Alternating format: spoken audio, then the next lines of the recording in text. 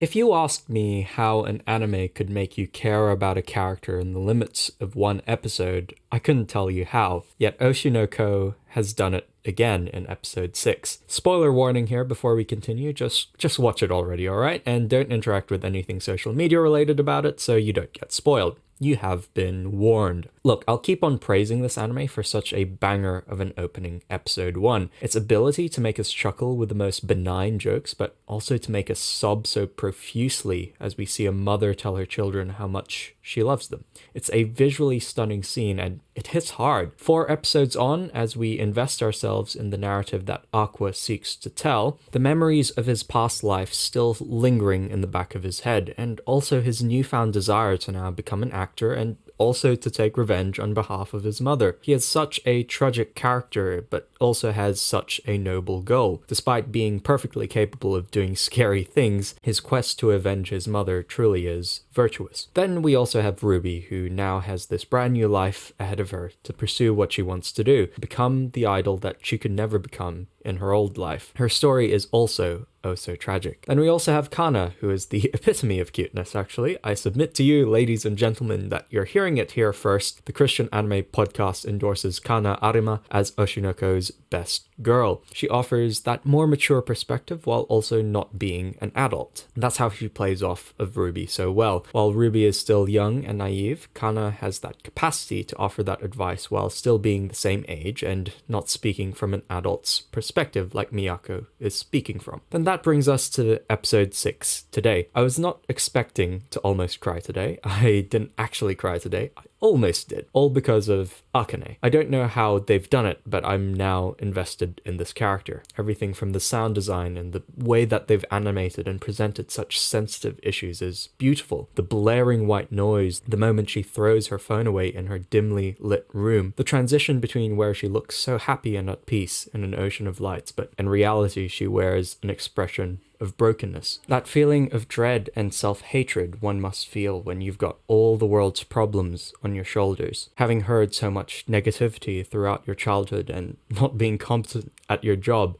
having all of the internet spew so much hatred upon you, then to want to end it all. It was beautifully done.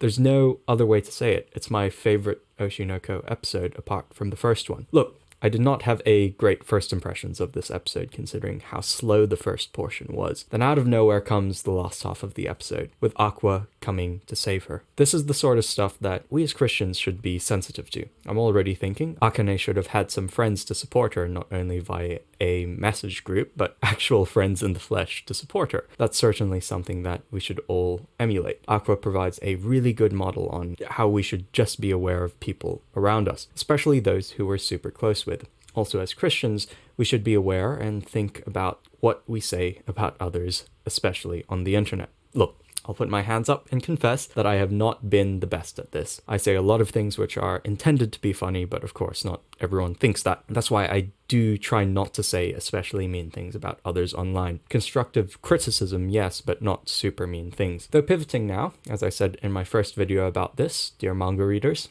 you know how good this anime is. You have already witnessed how much a beautiful work of art it is, so don't spoil people. It's as simple as that. I've already got my predictions on what's going to happen, so hopefully any spoilers in the comments below won't hit me too hard. It would be a real shame if others can't appreciate and also enjoy this beautiful work of art. I've already got a friend who's not going to touch anything Oshi No Ko related because he got spoiled, so it's really sad for me to say that he can't enjoy this anime because of that. The Chainsaw Man spoilers weren't too bad for me because that's what I think of Chainsaw Man. It was meh, it was kind of predictable, and I'm not as excited for it now that I've been spoiled. I'm sure that's the same for a lot of people who've been spoiled.